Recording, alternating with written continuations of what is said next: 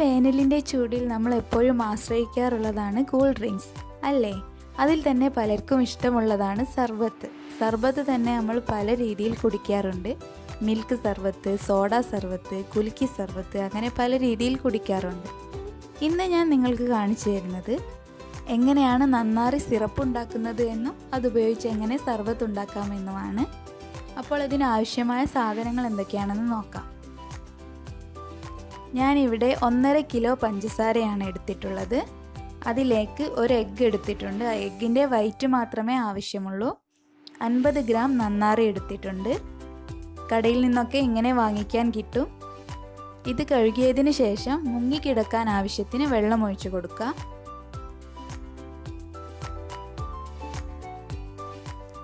ഒരു പാത്രത്തിലേക്ക് എടുത്തു വെച്ചിരിക്കുന്ന പഞ്ചസാരയിൽ നിന്ന് 1.5 ടേബിൾ സ്പൂൺ പഞ്ചസാര എടുത്തിട്ട് കാരമലൈസ് ചെയ്തെടുക്കണം.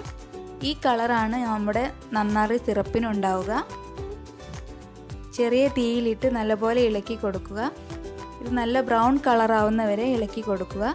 എന്നിട്ട് ഇതിലേക്ക് ആവശ്യത്തിന് വെള്ളം ചേർത്ത് കൊടുക്കണം. ഷുഗർ നല്ലപോലെ കാരമലൈസായി വന്നിട്ടുണ്ട്. ഇനി ഇതിലേക്ക് വെള്ളം ചേർത്ത് കൊടുക്കുകയാണ്. ഞാൻ 1.5 കിലോ പഞ്ചസാരയാണ് എടുത്തത്. അതുകൊണ്ട് 1.5 ലിറ്റർ വെള്ളമാണ് എടുക്കുന്നത്. എത്രയാണോ പഞ്ചസാര എടുക്കുന്നത് അത്രയും അളവിലാണ് വെള്ളം ചേർക്കേണ്ടത്. ആദ്യം വെള്ളം ചേർക്കുന്ന സമയത്ത് അല്പം മാത്രം ചേർക്കുക. എന്നിട്ട് മുഴുവനായി ഒഴിച്ചു കൊടുക്കുക. വെള്ളം നന്നായി ചൂടായതിനു ശേഷം പഞ്ചസാര ചേർത്ത് കൊടുക്കാം. തിളയ്ക്കേണ്ട ആവശ്യമില്ല. നല്ലപോലെ ചൂടായതിനു ശേഷം പഞ്ചസാര ചേർക്കാം. എന്നിട്ട് ഇതിനെ നല്ലപോലെ ഇളക്കി യോജിപ്പിച്ചെടുക്കുക. ഇപ്പോൾ പഞ്ചസാരയൊക്കെ മെൽറ്റായി വന്നിട്ടുണ്ട്. ഈ വെള്ളം നല്ലപോലെ തിളച്ച് വരുന്നുണ്ട്. ആ സമയത്ത് എഗ് വൈറ്റ് ചേർത്ത് കൊടുക്കാം. എഗ് വൈറ്റ് ചേർക്കുന്ന സമയത്ത് നല്ലപോലെ ഇളക്കി കൊടുക്കണം. നിങ്ങളിനി ഉപയോഗിക്കുന്നത് 5 കിലോ പഞ്ചസാര ആണെങ്കിലും ഒരു എഗ്ഗിൻ്റെ വൈറ്റ് മാത്രമേ ആവശ്യമുള്ളൂ. ഇത് ചേർക്കുന്നത് പഞ്ചസാരയിലെ അഴുക്കൊക്കെ പോകുവാൻ വേണ്ടിയാണ്.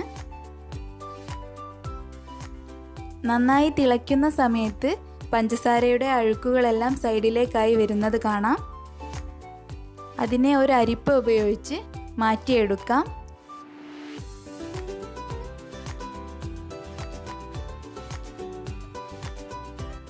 അതിനുശേഷം നേരത്തെ കുതിർത്ത് വെച്ചിരിക്കുന്ന നന്നാറി ഇതിലേക്ക് ചേർത്ത് കൊടുക്കാം.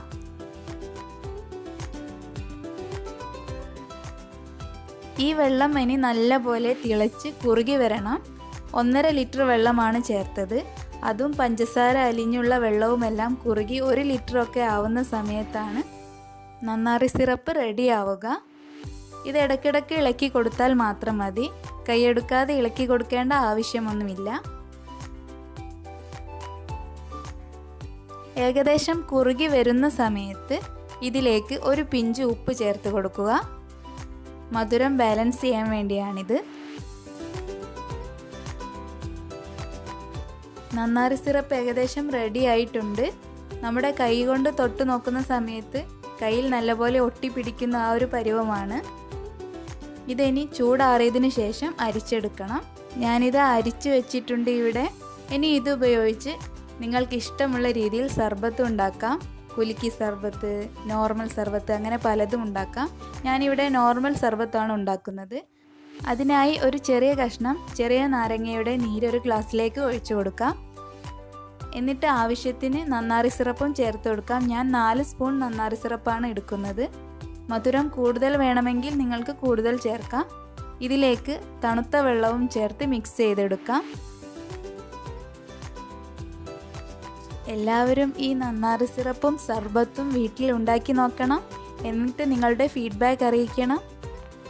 ഈ വീഡിയോ ഇഷ്ടപ്പെട്ടെങ്കിൽ താഴെ കാണുന്ന സബ്സ്ക്രൈബ് ബട്ടൺ പ്രസ് ചെയ്യാൻ മറക്കല്ലേ. Thank you.